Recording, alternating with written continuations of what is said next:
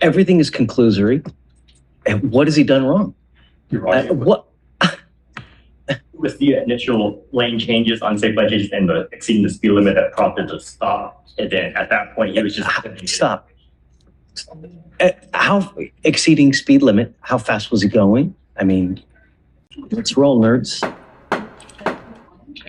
You said 16? Yes.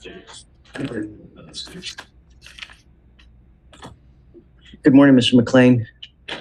Sir, you're charged with interference with the duties of a public servant. You're facing up to 6 months in jail and/or a $2,000 fine. We're going to do probable cause. You have the right to remain silent. Anything you say can or will be used against you. You have the right to have an attorney present. If you cannot afford one, one will be appointed to you. Yes, sir. An officer initiated a traffic stop in Harris County, Texas, after observing the defendant exceed a speed limit of 45 miles per hour and make unsafe lane changes. The defendant did not have his driver's license, but told the officer his name and date of birth. While the officer was running the defendant's name, he observed the defendant exit his vehicle, and the officer told the defendant to get back inside the vehicle. And the defendant responded, "Do I have to?" The officer exited the vehicle and attempted to detain the defendant. The defendant tensed up and locked his arms. Everything is conclusory. And what has he done wrong? You're wrong. What? With the initial lane changes, unsafe ledges, and the exceeding the speed limit that prompted the stop, and then at that point he was just Stop. How exceeding speed limit? How fast was he going? I mean, I spoke to the officer this morning. He told me that he was pacing the defendant at 54 miles per hour. okay, in a what? I'm sorry. In a what? I mean, if it's on 610, he's fine, right? And then he's interference duties. What is he interfering with? What did he do wrong? I think it was after the stop was initiated, the officer was running the plates. The defendant stepped out of his vehicle. The officer told him to get back in the vehicle. The defendant said, "Do I have to?" The officer told me that. And that's the basis of arrest?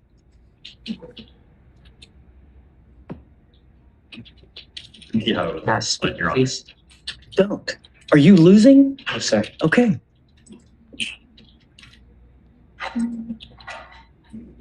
And Your Honor, furthermore, as he was attempting to detain him, he locked his arms and tensed up. So as he was attempting to detain him, following that incident of him telling him to get back in the vehicle. And it was That's that, the basis for arrest. it was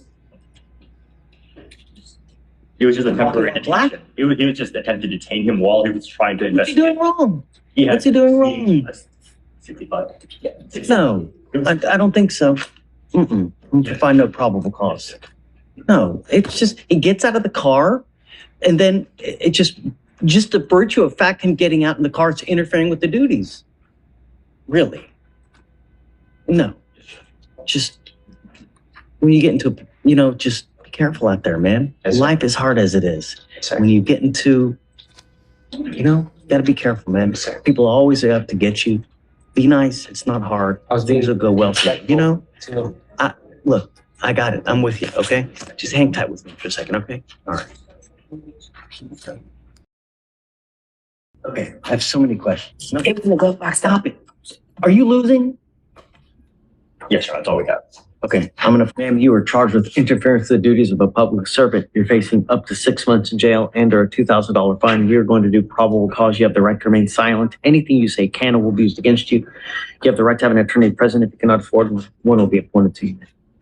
The position of the state judge is that did obstruct their investigation. I mean, it's not in this, there's multiple senses of obstruction in our opinion. It's not. Are you losing right now? Okay. Yeah.